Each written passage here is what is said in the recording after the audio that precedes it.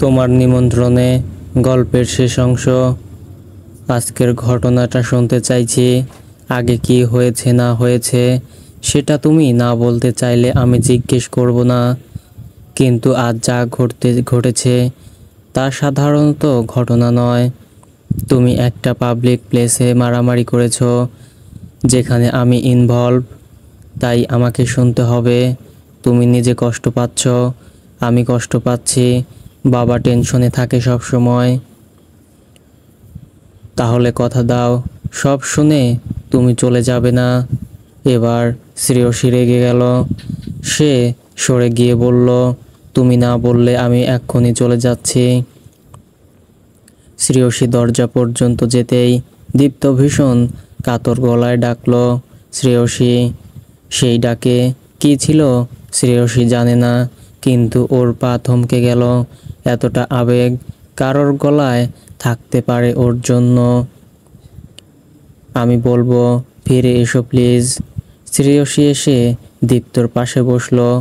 আমি তোমার কাঁধে মাথাটা রাখতে পারি শ্রেয়সী, প্লিজ। শ্রেয়সী দীপ্তর মনের ঝড়কে যেন প্রত্যক্ষ করে নিজেই জড়িয়ে ধরল। দীপ্ত ক্ষণকাল নীরবে বসে রইল, নিজেকে ধাতস্থ করার চেষ্টা করছে। শ্রেয়সী ভেতরে ভেতরে খানিকটা শঙ্কিত। কি এমন কথা বলবে ছেলেটা, যা বলতে এতটা ভয় পাচ্ছে? মনে মনে নিজেকে শক্ত করে নিল সে। আগে বলে নেই, আজ তুমি যাই শোনো, শোনার পরে সিদ্ধান্ত নেবার আগে একটা কথা শুনে মনে রেখো, আমি তোমাকে ভালোবাসি। কতটা জানি না, তবে তুমি আমার পাশে থাকবে না এমন কথা ভাবতেও আমার নিঃশ্বাস বন্ধ হয়ে আসে। আর প্লিজ কিছুক্ষণ শুনেই থামিয়ে দিও না, কষ্ট হলেও আমার পুরো কথাটা শুনবে। শ্রেয়সীর ভেতরে আশঙ্কার মেঘ গাঢ় হলো, কিন্তু দীপ্তকে কথা বলার সুযোগ দিল। দীপ্ত ওদের দেখা হওয়া থেকে শুরু করে আজকের সৌম্যর সাথে ঘটে যাওয়া সমস্ত ঘটনা খুব মন দিয়ে শুনল। প্রথম দিকে দীপ্তর ওকে নিয়ে ভাবনা শুনে ভীষণ রাগ হয়েছে, তব মনে হয়েছে সব ছেড়ে ছুড়ে চলে যায়। আবার পরবর্তীতে দীপ্তর পরিবর্তিত অনুভূতি শুনে সে প্রশান্তি এসেছে। সবশেষে সেই রাগ এখনো রয়ে গেছে, তবুও দীপ্তকে সে এড়িয়ে যেতে পারছে না। শ্রেয়সী দীপ্তকে প্রথম দেখায় ভেবেছিল সেলফ অবসেড, প্রচণ্ড দাম্ভিক আর অহংকারবোধ সম্পূর্ণ একজন মানুষ, কিন্তু ওর সাথে মিশতে গিয়ে বুঝেছিল দীপ্ত আসলে সেলফিশের মতো, যার বাইরেটা শক্ত খোলস আবৃত, ভেতরে ভীষণ নরম আর সংবেদনশীল। এক মন আছে যে আসলে ভালোবাসার কাঙ্গাল, যাকে বিন্দুসম ভালোবাসলে সে ফিরিয়ে দেওয়া এক সমুদ্র। বিয়ের পরে আস্তে আস্তে উপলব্ধি করেছে দীপ্তর ভেতরে অঙ্গুর সত্তাকে সে, ভেতরে সেই ভগ্নদশা লুকোতেই নিজেকে খোলসের আড়ালে ঢেকে রাখতে চায়। আজ সেই ভাবনা আরও পাকাপোক্ত হলো। শ্রেয়সী বুঝতে পারল এই বিষাদে ঘেরা রাজপুত্র সে নিজে কতটা ভালোবাসে। দুজন মানুষের ভালোবাসা একসাথে মিলে তৈরি হয়েছে এক প্রবল চৌম্বকীয় বল, যা পরস্পরকে পরস্পরের দিকে টানছে। সেই শক্তিশালী ভালোবাসাকে পায়ে দলে চলে যাওয়ার মতো বোকামি সে করবে না। তবুও এই দোটানা সে চায় না। এমন ভঙ্গুর দীপ্তকেও সে প্রতিনিয়ত ধুকে ধুকে ক্ষয়ে যেতে দেখতে পারবে না। এর অবসান প্রয়োজন, একটা স্থায়ী সমাধান প্রয়োজন, অন্তত সামনের মানুষটার সদিচ্ছা প্রয়োজন।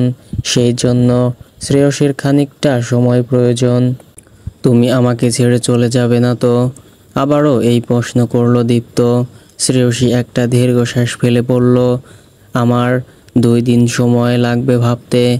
এখনই আমি এই বিষয়ে আর কোনো কথা বলতে চাই না। একটা কথা শুধু জিজ্ঞেস করতে চাই, তুমি আমাকে ভালোবাসো ঠিক আছে, কিন্তু নিজেকে ভালোবাসো না। নিজেকে ভালোবাসা শিখতে হবে। সেটা শিখবে, কথা দাও, যাতে আমি ভাবতে পারি। তোমার এই কথাটা যদি বিয়ের আগে বা তখনই আমাকে বলে দিতে, আমার খারাপ লাগতো না। এখনো এটার জন্য যতটা না খারাপ লেগেছে, তার চাইতে বেশি খারাপ লেগেছে তোমার কয়দিন পর পর আমাকে উপেক্ষা করাটা। এবার চলো বাসায় যাই। শ্রেয়সীর প্রস্তাবে দীপ্ত উঠে দাঁড়ালো। আজ বলতে পেরে নির্ভার লাগছে। শ্রেয়সীটা ভীষণ চাপা স্বভাবের। ওর মুখ দেখে মনের থই পাওয়া যায় না। তবুও ভাবার জন্য যে সময় নিয়েছে, এটাও দীপ্তর জন্য একটা সুযোগ। পরের 2 দিন শ্রেয়সী ভাবলো, কিছু জায়গায় দৌড়াদৌড়ি করলো, দীপ্তর সাথে খুব একটা কথা বলল না। আজ দীপ্তকে বলল, আমি আমার চূড়ান্ত সিদ্ধান্ত নিয়ে ফেলেছি। দীপ্ত নিজের উদ্গত ভয়কে চেপে রেখে বলল, বলো। ওর ধারণা শ্রেয়সীকে সে হারিয়ে ফেলবে এই 2 দিনের নির্লিপ্ততায়। তাই মনে হয়েছে, কিন্তু মুখ ফুটে সে নিজে তা বলল না। চূড়ান্ত রায় শুনতে উৎকণ্ঠ হলো। আমি এখানে থাকবো না কি থাকবো না, সেটা তোমার সিদ্ধান্তের উপরে নির্ভর করছে। কি সিদ্ধান্ত? অবচেতনেই বলে দীপ্ত। আমি তোমাকে একজনের কার্ড দেব এখন, তুমি তার সাথে দেখা করবে। কে? শ্রেয়সী একটা ভিজিটিং কার্ডের হাতে দিল। দীপ্ত দেখল সেটা নীলুফার রহমান, মনোরোগ বিশেষজ্ঞ। দীপ্ত ধপ করে জ্বলে উঠল। শ্রেয়সী, তোমার ধারণা আমি পাগল হয়ে গেছি। আমার মানসিক ভারসাম্য হারিয়ে যাচ্ছে। তুমি একজন ম্যাচিওর মানুষ দীপ্ত, তুমি সবটা বোঝো। আমার প্রতি তোমার বিশ্বাস নেই আছে, কিন্তু আমি কোনো সাইকিয়াট্রিস্টের কাছে যাব না। তুমি যাবে কিনা বলো। যদি রাজি হও তাহলে আমি আছি, না রাজি হলে চলে যাব। ব্যাগ গোছানো আছে। যখন মনে হবে তুমি রাজি, তখন আমাকে ডেকো, আমি ফিরে আসব। আমি যাব না। আসি তাহলে। ভালো থেকো, নিজের যত্ন নিও। তুমি কথা দিয়েছিলে নিজেকে ভালোবাসবে, কিন্তু কথা রাখতে পারলে না। দীপ্ত দেখল শ্রেয়সী সত্যিই চলে যাচ্ছে, বড় ব্যাগ সাথে। ওরও যাওয়ার কথা ছিল সাথে, কিন্তু এবারও জিজ্ঞেস করেনি সে যেতে চায় কিনা। কার্ডটা হাতে নিয়ে সে বসে পড়ল মেঝেতে।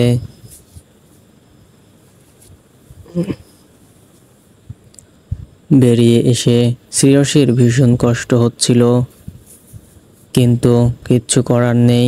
শ্রেয়সী চায় দীপ্ত অন্তত চেষ্টা করুক, নিজের ওপরে নিজের আত্মবিশ্বাস ফিরে আসুক।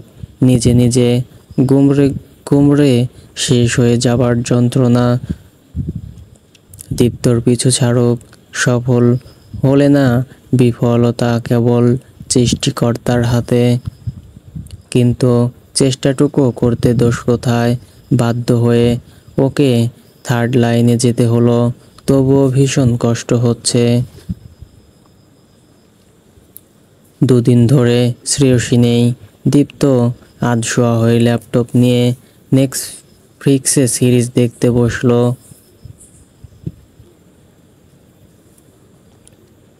Nail biting thriller series. ওর জন্য এখন এটা মাখন টাইপের জিনিস, কিন্তু কিছুতেই মন বসাতে পারলো না।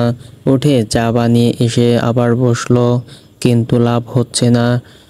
শ্রেয়সী ওকে মুড়ি মাখিয়ে দিত চানাচুর আর বেশি করে কাঁচামরিচ পেঁয়াজ দিয়ে সরিষার তেলে মেখে নিয়ে বসেও কোনো লাভ হলো না। অবশেষে বিরক্ত হয়ে সেটা সরিয়ে রেখে শুয়ে পড়ল। কেন ভালো লাগছে না জানে না, এসব একসাথে বসে দেখার পার্টনার পাশে নেই। দীপ্তর মনে হলো এই ঝালমুড়ি, এই চা, রাত জাগা সিরিজ কিংবা মুভি খেলা, এসবের চাইতে সে বেশি উপভোগ করত শ্রেয়সীর পাশে থাকা। নইলে তার শূন্যতায় নিজের প্রিয় জিনিসগুলোও কেন পানছে বলে মনে হবে। কিন্তু তাই বা কি করে হয়? আগে কত রাত সে মুভি দেখে কাটিয়ে দিয়েছে, কই তখন তো এই অনুভূতি হয়নি। দীপ্তর ভেতর থেকে কেউ বলে উঠল, তখন তুই এমন করে কাউকে ভালোবাসিসনি। ভালোবাসা মেয়েটা বড্ড নিষ্ঠুর, পাথর হৃদয়ের। চলেই গেল। যাবার সময় একবারও পেছনে ফিরে তাকালো না দীপ্তর দিকে। কখন যেন তন্দ্রা এসে পড়েছিল। এর মধ্যেই খুব ছাড়া ছাড়া একটা অনুভূতি হলো ওর। মনে হলো শ্রেয়সী এসে ওর পাশে বসলো, এরপর আলতো স্পর্শ করেছে ওর মাথায়। স্পর্শেই যেন আপাত নির্জীব। দীপ্ত সতেজ হলো। দীপ্ত প্রাণপণে শ্রেয়সীকে স্পর্শ করতে চাইছে জেগে উঠে, কিন্তু ঘুম ভাঙছে না কেন। মেয়েটা চলে যায়, যদি ওকে ঘুমিয়ে থাকতে দেখে। ওর ইচ্ছা শক্তির বলেই কিনা কে জানে। ঘুমটা ভেঙে গেল। না, কেউ নেই, পুরোটাই তবে স্বপ্ন ছিল। দীপ্তর মনে হলো আরেকবার ঘুমিয়েও যদি স্বপ্নের মধ্যেও মেয়েটার স্পর্শ পাওয়া যেত। শ্রেয়সীর চোখের দৃষ্টি এত প্রখর যে ওর দিকে তখন অন্তভেদে দৃষ্টিতে তাকায়। মনে হয় ওর ভেতরটা যেন পড়ে ফেলেছে। আসলেও যদিও পড়তে পারতো তাহলে চলে যেতে পারতো না। মোবাইল ফোনটা হাতে নিয়ে দেখলো রাত 3টা 27। শ্রেয়সীকে কল দেবার আগে একবার মনে হলো এত রাতে কল দেওয়া কি ঠিক হবে। পরক্ষণেই সেই চিন্তা নাকচ করে ডায়াল করলো। ওর স্ত্রী শ্রেয়সী, ওকে কল দেওয়ার জন্য এত ভাবার, সময়ের হিসেবে কষার আবার কিসের দরকার? বিয়ে করা বউ, যাকে সে ভালোবাসে, তার সাথে কথা বলার জন্য স্কেল ক্যাম্পাসে মাপার দরকার কি? শুধু প্রয়োজন ইচ্ছার। কল যাবার প্রায় সাথে সাথেই প্রেয়সী কলটা ধরলো। তুমি জেগেছিলে শ্রেয়সী? তুমি কল করেছো কেন সেটা বলো। তুমি আমার অভ্যাস খারাপ করে দিয়েছ শ্রেয়সী। নিজের সাথে সাথে আমার ভালো লাগার জিনিসগুলোও সঙ্গে করে নিয়ে গেছো, আমার শান্তি নিয়ে গেছো। কেন করেছো এটা? ওপাশে মুহূর্তের নীরবতা। এরপর শ্রেয়সীর গলা পাওয়া গেল। এখন রাত কয়টা বাজে দীপ্ত? 3:30। রাত 3:30টায় এসব বলতে কল করেছো? না। তবে যা বলতে চাও বলো। আমার ঘুম পাচ্ছে, ঘুমাবো। আমার মনে পড়ল তুমি আমার কাছে কবিতা আবৃত্তি শুনতে চেয়েছিলে, সেভাবে শোনানো হয়নি, আজ শুনবে। এই শেষ রাতে আমার কবিতা শোনার কোনো মুড নেই দীপ্ত, রাখছি। দীপ্ত অস্থির গলায় বলল, না প্লিজ, আমি কবিতাটা শেষ করেই রেখে দেব। কেটো না প্লিজ। এ কেমন ভ্রান্তি আমার? এলে মনে হয় দূরে সরে আছো, বহু দূরে। দূরত্বের পরিধি ক্রমশ বেড়ে যাচ্ছে আকাশ। এলে মনে হয় অন্যরকম, জল হওয়া প্রকৃতি, অন্য ভূগোল, বিষুবড় ঘেরা, সব অন্য অর্থবহ। তুমি এলে মনে হয় আকাশে জলের ঘ্রাণ, হাত রাখলেই মনে হয় স্পর্শহীন করতল রেখেছ চুলে, স্নেহ পলাতক দারুণ রক্ষ আঙ্গুল, তাকালেই মনে হয় বিপরীত চোখে চেয়ে আছো। সমর্পণ ফিরে যাচ্ছে নগ্ন পায়ে, একাকী বিষাদ ক্লান্ত করুণ ছায়ার মতো ছায়া থেকে প্রতিচ্ছা ছায়ে। এলে মনে হয় তুমি কোন দিন আসতে পারোনি, চলে গেলে মনে হয় তুমি এসেছিলে, চলে গেলে মনে হয় তুমি সমস্ত ভুবনে আছো। রুদ্র মোহাম্মদ শহীদুল্লাহর কবিতাটার আবৃত্তি শেষ করে দীপ্ত বলল, তুমি আমার সমস্ত ভুবনে আছো শ্রেয়সী। সেই ভুবনে এখন স্থবিরতা নেমে এসেছে। বলেই কল কেটে দিল দীপ্ত, চোখ মুছে নিল। বাকি রাত কেটে গেল ওপাশ ওপাশ করে। সকালে মহসিন সাহেবের সাথে মিলে রান্না করে কোনো রকমে খেয়ে বেরিয়ে গেল। খেতেও অনীহা হচ্ছে আজকাল। দীপ্তর গলাটা ভীষণ দরাজ, গমগমে গলায় আবৃত্তি শুনতে শুনতে কেমন যেন ঘোর লেগে যাচ্ছিল। বুকের কোথাও একটা কষ্ট দুমড়ে মুচড়ে ফেলছিল ওকে। দীপ্তর কল পেয়ে ভেবেছিল ছেলেটা ডাক্তার দেখাতে রাজি হয়ে গেছে, কিন্তু ওই কথার ধারের পাশেও গেল না। কল রাখতেই ঠিক হয়নি। কবিতা শোনানোটা আসলে ওর অজুহাত ছিল। শ্রেয়সীর সাথে কথা বলার জন্য একটা সুতোর দরকার ছিল, তাই এটা করেছে। আবার কবিতার সাহায্য নিয়ে নিজের ভেতরের আকুতিটুকু প্রকাশ করেছে। এত সব ছাপিয়ে একটা কথা শ্রেয়সীর মস্তিষ্কে গেঁথে আছে, নিজের সাথে সাথে আমার ভালো লাগার জিনিসগুলো সঙ্গে করে নিয়ে গেছো, আমার শান্তি নিয়ে গেছো। সত্যিই কি তাই?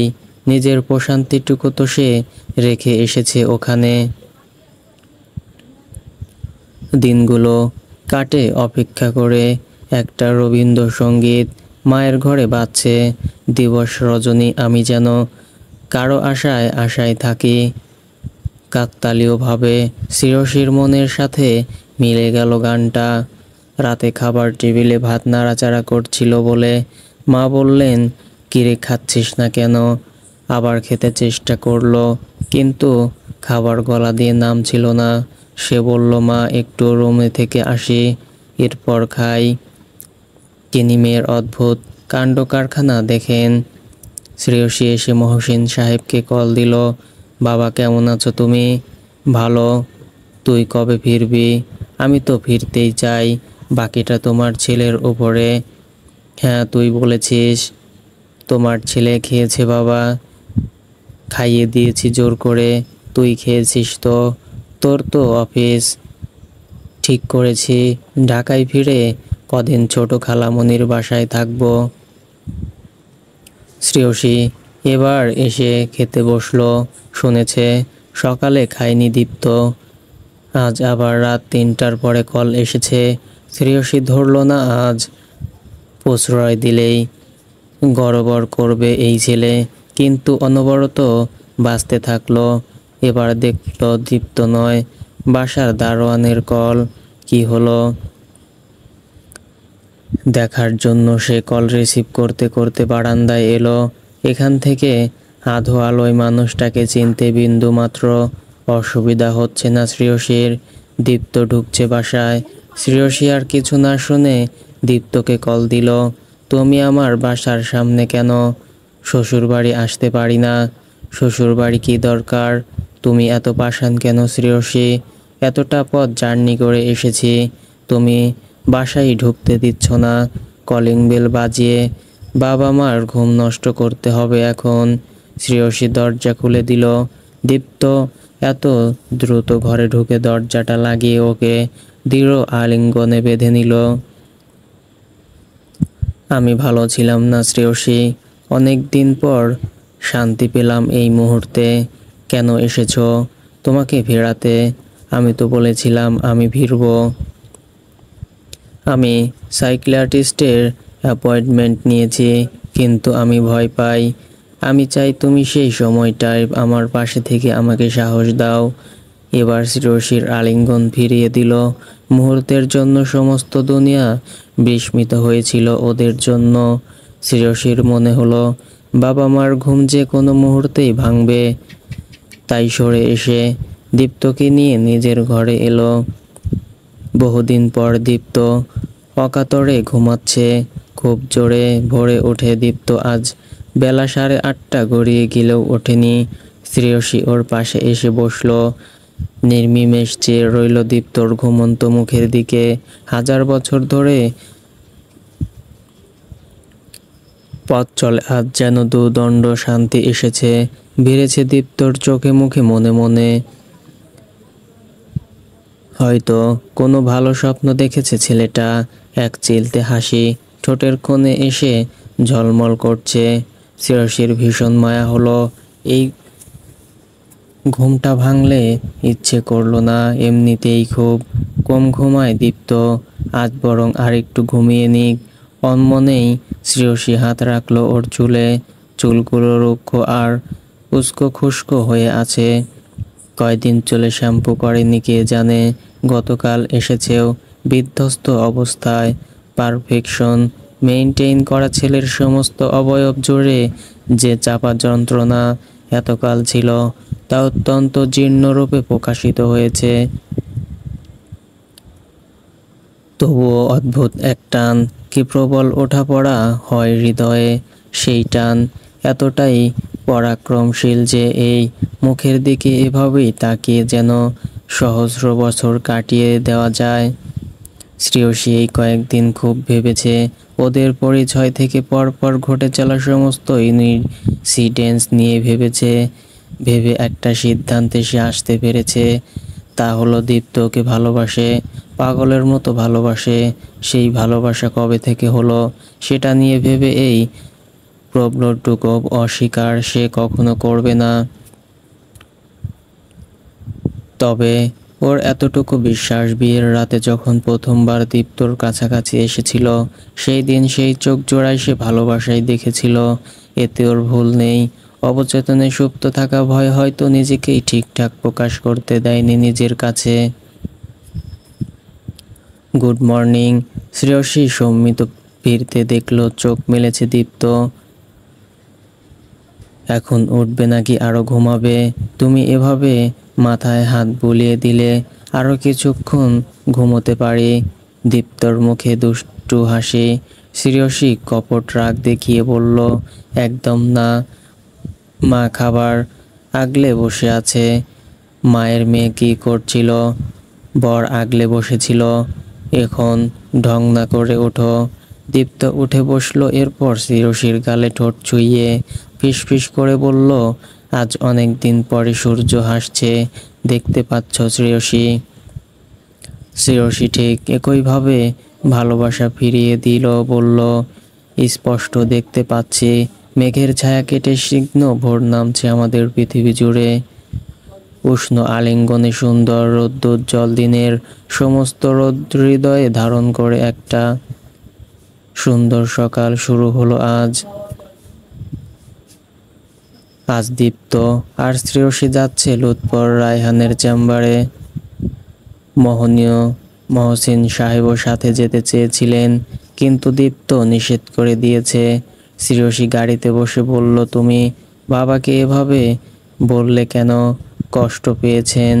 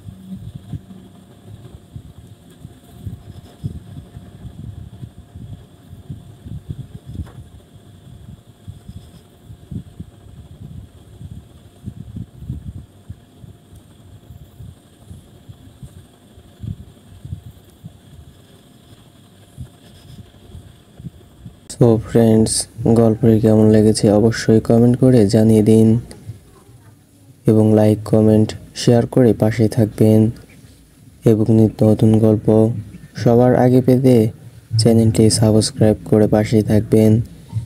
ধন্যবাদ সবাইকে।